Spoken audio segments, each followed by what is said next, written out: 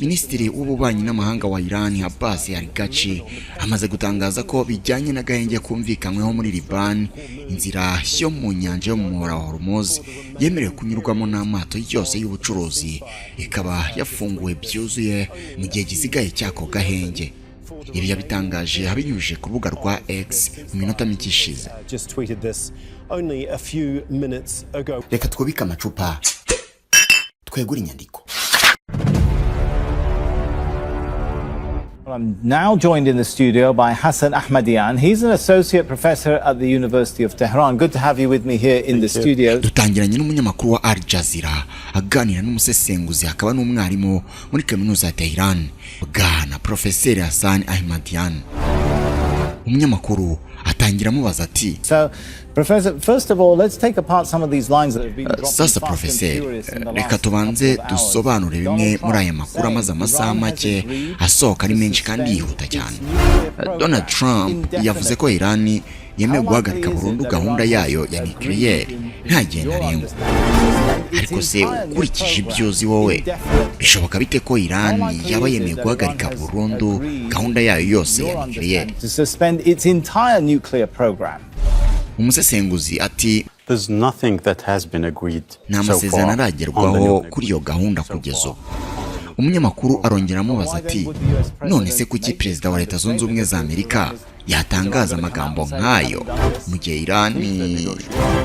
Iran yo igiye kuzivuga iti ibi ntabwo twabikoze, ibihakana?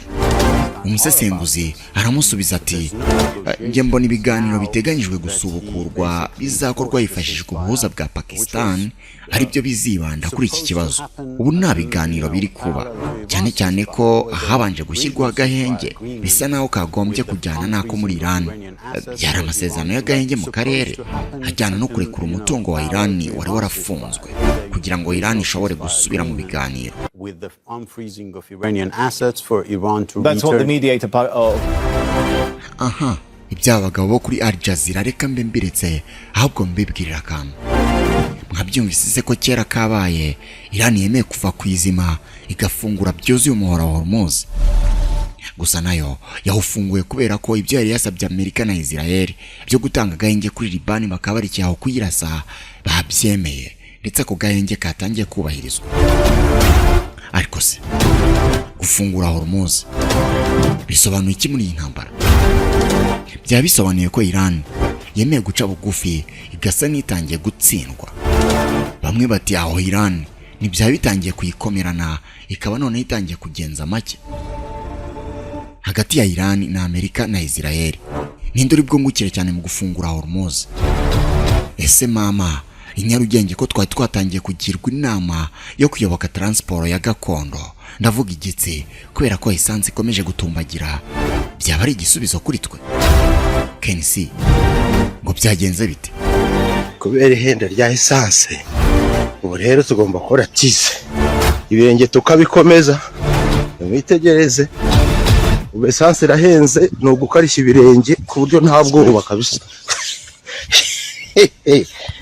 Reka twubike amacupa twegura inyandiko tubiganireho. Reba aho hasi handitse subscribe kandeho kugira ngo utazongera gucikwa n'ibyegeranyo nk'ibi bicukumbuye. Guhaye ikaze. Ikaze nanone mu cyegeranyo cyacu kandi cyanyu. Iran yafunguye umuhora wa Hormuz. Trump ati murakoze.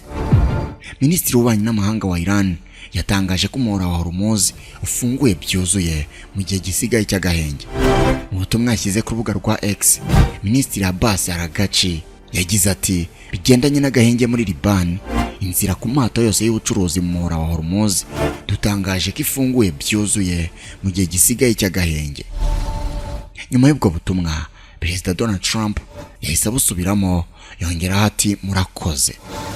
Nyuma yaho Trump yongeyeho ko Amerika ikomeza gufunga umwaro wa Iran n'ingufu zose kugeza igihe kumvikana hagati yabo kugezweho 100%. Trump yongeyeho ko ibyo bikwiye kwihuta cyane kuko ingingo nyinshi zamaze kuganirwaho. Mu ntangiriro z'iki cyumweru Amerika yatangaje gufunga ibyambu byose bya Iran biri ku muhora wa Hormuz mu kwimura ku kuba Iran yarafunze uyu muhora nyuma y'uko itangiye kuraswaho. Agahenge k'ibyumweru bibiri hagati ya Iran na Amerika kazarangira tariki ya 22 z'ukwezi kwa kane.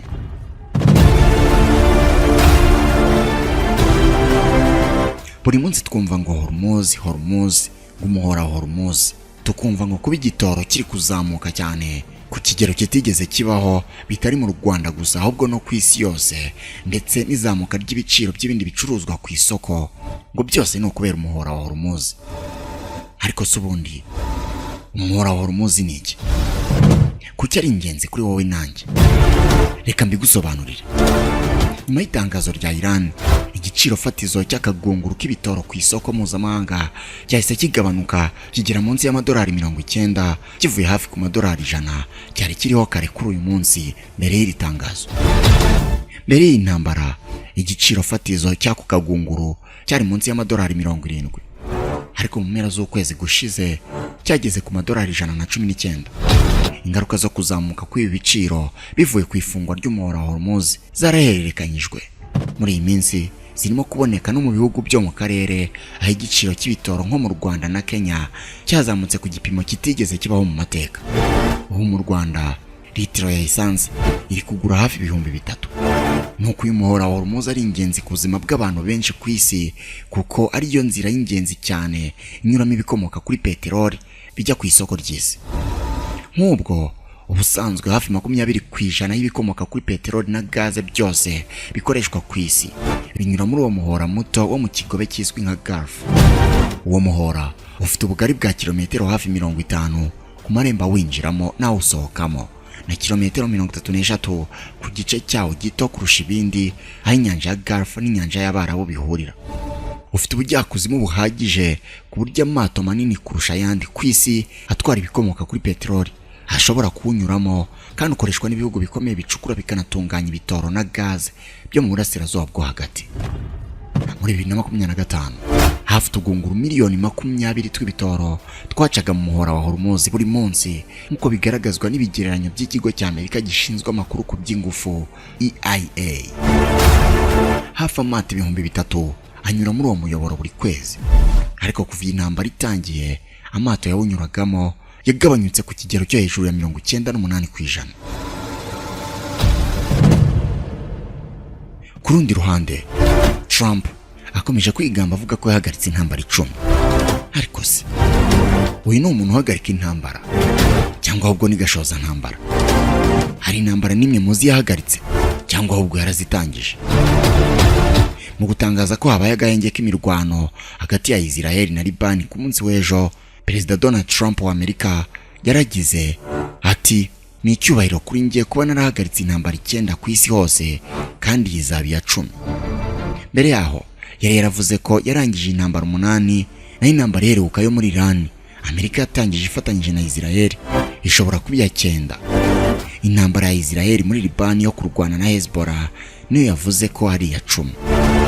Nubwo bigaragara ko hari amasezerano yo guhagarika imirwano ku birebana na Liban, kandi nayo iyo ntambara hagati ya Amerika na Israel na Iran nayo yamaze gutangira gukurikizwa kuva ku itariki ya 8 Mata. Ariko mu by'ukuri nta masezerano arambye y'amahoro arashyirwaho kuri izo ntambara zombi. Ku rundi ruhande, umukuru wa Hezbollah yabwiye BBC ko Hezbollah itazigera ishyira intwaro hasi. Wafik Safa, umwe mu bakuru bo hejuru umutwe wa Hezbollah, yabwiye BBC ko uyu mutwe utazigera na rimwe ushyira intwaro hasi. Hakaba yavuze ibi nyuma y'amasaha y'agahenge k'iminsi 10 hagati ya Israel na Liban gatangiye. Minisitiri w'intebe wa Israel Benjamin Netanyahu yavuze ko kwambura intwaro Hezbollah ari cyo kintu kibanze basaba mu biganiro na leta ya Liban. Abajijwe gushyira intwaro hasi, Safa yavuze ko bidashoboka mbere y'agahenge nyako, mbere y'uko Israel isubira inyuma, mbere y'uko barekura imfungwa, mbere y'uko impunzi zihunguka n'ibyangiritse bigasanwa. Ibyo bitabaye, kuganira ku ntwaro za Hezbollah ntibishoboka. Ikiganiro BBC yagiranye nawe mu nyubako iri mu murwa mukuru Beirut gitanga ishusho y'imboneka rimwe y'imikoranire ya Hezbollah na Iran. Safa yagize ati Hezbollah na Iran ni roho ebyiri mu mubiri umwe. Ntashobora kubaho Hezbollah nta Iran, kandi na Iran hatariho Hezbollah. Avuga ko umubano wa Iran na Hezbollah ushingiye ku idini, amategeko ndetse n'ingengabitekerezo. Hezbollah ni umutwe wa gisirikare w'abasilamu b'Abashia urwanya kubaho kwa Israeli, kandi ufatwa na Amerika, Israeli n'Ubwongereza n'ibindi bihugu byinshi nk'umutwe w'iterabwoba. Uyu mutwe winjiye mu ntambara mu ntangiriro z'ukwezi gushize kwa Werurwe, uvuga ko uje guhorera iyicwa ry'umutegetsi w'ikirenga wa Iran no kwimura ku bitero bya Israeli kuri Libani bihoraho kuva mu mpera za 2024. Israeli yasubije ikaze ibisasu byo mu kirere hamwe n'ibitero byo ku butaka mu majyepfo ya Libani, kandi ivuga ko izakomeza ibyo bikorwa byayo kugeza Hezbollah itakigira intwaro. Habajijwe niba Hezbollah ishyira imbere inyungu z'abaturage ba Libani cyangwa ba Iran, Safa yasubije ati birumvikana Hezbollah irashaka inyungu za Libani. Gusa benshi mu baturage ba Libani baganiriye na BBC mu bihe bya vuba muri iyi ntambara bavuga ko bifuza ko uwo mutwe wamburwa intwaro kuko bawushinja gukurura igihugu mu ntambara. Mu gihe Hezbollah yakana gushyira intwaro hasi, Israel nayo ikavuga ko ibyo ariyo ntego yayo, agahenge kose gashobora kuba k'igihe gito cyane mu makimbirane maremare. Uyu ni umusozo w'icyegeranyo cyacu cy'uyu munsi. Gusa mbere yuko nsoza, reba aho hasi ahanditse subscribe ukandeho kugira ngo utazongera gucikwa n'ibyegeranyo bicukumbuye mugezaho inshuro zirenga 365 mu mwaka. Naho ubutaha, Imana ibarinde. Sinzi niba ujya ubitekereza, ariko abantu bose muhura babanza kubona ibyo wambaye na mbere yuko babona niba uri inzobe cyangwa se niba uri igikara. Babanza kureba niba uberewe na mbere yo kumenya niba ufite ubwenge buhagije. None niba imyambaro ifite akamaro kangana uko, kubera iki yigurira aho ubonye hose? Nk'ubu dushobora kugenda mu muhanda nkakwereka abantu baguriye imyenda aho babonye hose, nkanakwereka n'abandi baguriye cyangwa se badodesheje ahantu hazima nko muri Mbagariye fashion. Badoda imyenda y'ubwoko bwose, yaba iy'abagabo, iy'abagore n'iy'abana, muri model zose wakwifuza. Imyenda y'ibirori nka costume z'abagabo n'iz'abagore, amakanzu, amashati, ariko by'umwihariko impuzankano cyangwa uniforme z'ubwoko bwose.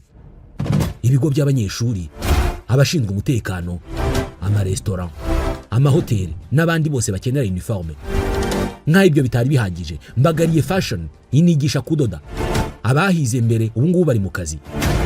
Nta gikwiye kukubuza guhamagara cyangwa se kwandika ubutumwa kuri 07 82 08 03 21 cyangwa ukabasanga aho bakorera ku Kicukiro Ziniya, ubundi ukareba uburyo hari abadozi, hakaba na Mbagariye fashion.